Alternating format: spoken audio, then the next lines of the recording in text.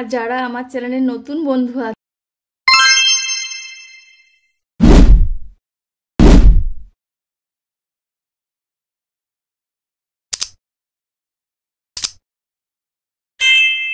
নমস্কার বন্ধুরা, তোমরা দেখছো জলির রান্নাঘর। তা আজকে আমি একটা তৈরি করব রসবড়া। তার রসবড়া করতে আমি এখানে নিয়েছি হচ্ছে বিউলির ডাল, যেটা আমি 150 গ্রাম বিউলির ডাল নিয়ে ওভারনাইট ভিজিয়ে রেখেছিলাম। এটাকে ভালো করে কষলে কষলে ধুতে হবে। দেখো, এটা আমি ভালো করে ধুয়ে নিয়ে চলে এসেছি। এবার আমি এটা মিক্সিং জারে দিয়ে পেস্ট করে নেব। শীত তো প্রায় চলেই গেল, হঠাৎ মেয়ে বলে উঠলো, মা আজ এবার তো রসবড়া করোনি, তাই রসবড়া করবে না? তাই বললাম যে মেয়ে বায়না করেছে রসবড়া খাবে, তার রসবড়াটা করেই দিই। দেখো, আমি এইভাবে মিক্সিতে পেস্ট করে নিয়েছি। এবার আমি দিয়ে দেবো এর মধ্যে সামান্য একটু লবণ। লবণটা দিয়ে ভালো করে ফেটাতে হবে। দেখো, এটা আমার ফেটানো হয়ে গেছে। আমি কিন্তু 5 মিনিট ধরে এরমভাবে ফেটিয়ে গেছি। এবার এটাকে আধ ঘন্টার জন্য ঢেকে রাখবো।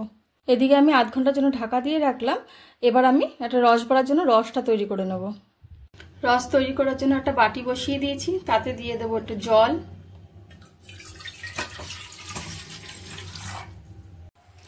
এবার আমি এর মধ্যে দিয়ে দেবো খেজুরের গুড়। রসবড়াটা সাধারণত খেজুরের গুড় দিয়েই ভালো লাগে।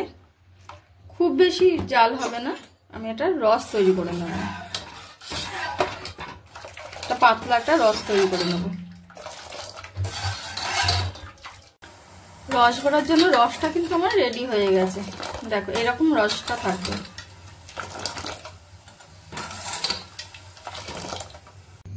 এবার আমি বড়াটা ভেজে নেব।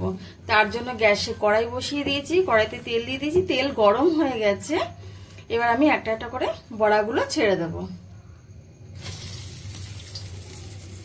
ছোট ছোট করে বড়াগুলোকে আমি ছেড়ে দেবো।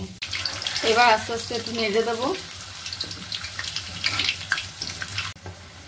এগুলোকে একটু লাল লাল করে ভেজে নেব। দেখো, এগুলো কি সুন্দর ফুলেছে। পোলাটা যত ফেটাবো তত ফুলবে এগুলো। আর হ্যাঁ, আমি এর মধ্যে অল্প একটু মৌরি অ্যাড করেছি।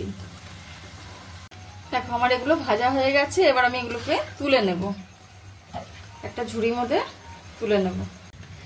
ডাইরেক্ট যদি আমি ওই রসের মধ্যে দিয়ে দিই, তাহলে তেলের যে একটা গন্ধ আছে, সেটা গুড়ের রস করেছি তো, সেটা গুড়ের রসের মধ্যে তেলের গন্ধটা এসে যাবে। ওই জন্য আমি ঝুড়িতে তুলে রাখছি। এবার আমি এগুলো রসের মধ্যে দিয়ে দেবো।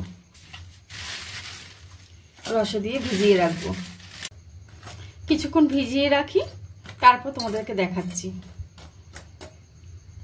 বড়াগুলো কিছুক্ষণ রসের মধ্যে ভিজিয়ে রাখবো। তৈরি হয়ে গেল আমার আজকের রেসিপি রসবড়া।